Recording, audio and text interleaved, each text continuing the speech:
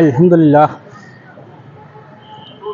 Lake view জামে মসজিদে আজকে জুম্মার নামাজ আদায় করলাম। তো জুম্মার নামাজে খতিব সাহেব আজকে যেসব বিষয়ে বক্তব্য করেছেন তার কিছু অংশ আপনাদের জন্য আপনাদেরকে জানাই দেওয়ার কর্তব্য। উনি যেটা বয়ান করলেন সেটা হলো গীবত। যারা গীবত করে,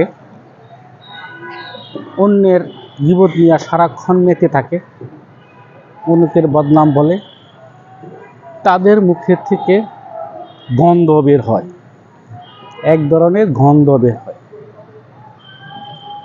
যে কিছু লোক আছে সমাজে সারাক্ষণ গীবত নিয়ে ব্যস্ত থাকে, এই জন্য আল্লাহ সুবহানাহু ওয়া তাআলা তাদের মুখে একটি দুর্গন্ধ তৈরি করে দেয়।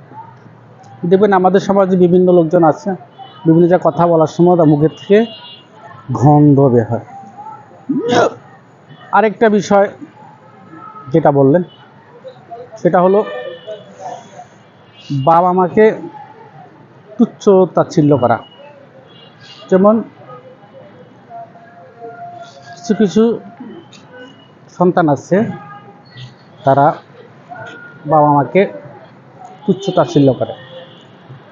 ছেলে শিক্ষিত, তাই বাবা মাকে তুচ্ছ তাচ্ছিল্য বলে কথা বলে এবং মূর্খ বলে ফেলে জনগণের সামনে, মানুষের সামনে বা আত্মীয় স্বজনের সামনে। যখন কথা বলে তখন এভাবেই বাবা মাকে হেয় করে কথা বলে। সে বিষয়ে আল্লাহ তাআলা সতর্ক করেছেন। যেমন বাবা মা মূর্খ, ঠিক আছে, কিন্তু বাবা মা বুঝতে পারছেন যে মূর্খ হইলে চলতে অনেক কষ্ট, তাই উনি একটা বিচক্ষণতা পরিচয় দিয়েছেন এভাবে যে তিনি তার ছেলেকে শিক্ষিত করেছেন। সে একজন শিক্ষিত ছেলের বাবা বা শিক্ষিত ছেলের মা, জন্যই তাদের প্রতি শ্রদ্ধা রেখে কথা বলতে হবে। এ ব্যাপারে হুজুর অনেক সতর্ক করে দিয়েছেন। এই দুইটা বিষয় আপনার সাথে আলোচনা করলাম। ধন্যবাদ, সবাই ভালো থাকবেন।